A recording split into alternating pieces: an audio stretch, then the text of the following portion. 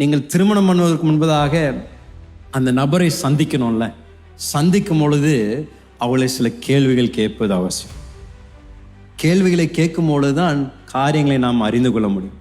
நீங்கள் அந்த திருமணம் அந்த தீர்மானத்தை எடுப்பதற்கு முன்னாடி உங்கள் பெற்றோர்கிட்ட சொல்லுங்கள், நான் வெறும் ஆளை பார்த்துட்டு டீ மாத்திரம் அவங்களுக்கு கொடுத்துட்டு தலையாட்ட மாட்டேன், அவங்களோட ஒரு 5 நிமிஷம் உட்காந்து பேசணும்னு சொல்லி கேட்டு அவங்க கட்டாயம் உங்கள் பெற்றோர் உங்களுக்கு அதை சம்மதிப்பார்கள் என்று நான் விசுவாசிக்கிறேன். ஏன்னா நான் பரிந்துரை செய்கிறேன் உங்களுக்காக.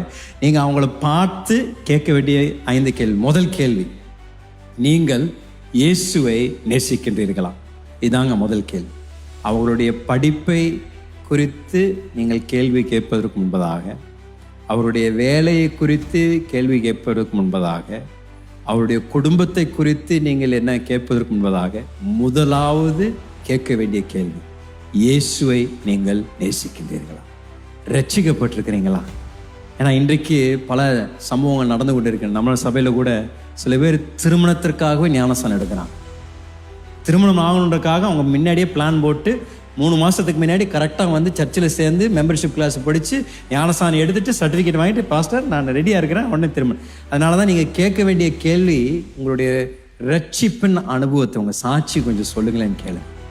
ஏன்னா ஒரு ரட்சிக்கப்படாத ஒருத்தரை நீங்கள் திருமணம் பண்ணிங்கன்னா ஆண்டோடைய வார்த்தை தெளிவாக எச்சரிக்கின்றது, அது சரியான சமமில்லாத ஒரு வாழ்க்கை, இருளுக்கும் வெளிச்சத்திற்கும் சம்பந்தம் இல்லை என்று தேவ வார்த்தை சொல்லுகின்ற ஆலோசனைக்கு நாம் தெளிவாக செவி கொடுத்து, நாம் திருமணம் பண்ணுகின்றவர்கள் முக்கியமாக தேவனை நேசிக்கின்றவர்கள், ஞானஸ்தானம் எடுத்தவர்கள், அந்நிய பாஷையின் அபிஷேகத்தை பெற்றவர்களை நீங்கள் திருமணம் செய்வதற்கு நீங்கள் ஏற்கனவே அந்த உறுதியான ஒரு தீர்மானத்தில் இருந்தீங்கன்னா ஆண்டவர் கட்டாயம் உங்களுடைய வாழ்க்கையை ஆசீர்வதித்து உங்களுடைய வாழ்க்கையும் உங்களுடைய குடும்பத்தையும் தேவன் நிச்சயம் கட்டி எழுப்ப அவர் உண்மை உள்ளவராக இருப்பார். ஒரு ஆமென் சொல்லலாங்களே.